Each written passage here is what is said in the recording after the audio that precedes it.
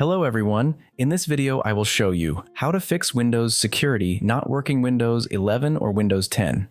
If you find this guide useful, consider subscribing and leaving a like. Thank you. Well, if I go here and try to open Microsoft Defender, it won't let me open it. The same thing happens if I go to the search bar and try to open it, it does not open. Well, to solve it is very simple. We will go here. And here we will look for PowerShell. Right-click, Run as Administrator. Here, the only thing that you will have to do is to copy the command that I will leave in the description and paste it with Ctrl+V, then press Enter. Now we close this window, and we will restart the PC.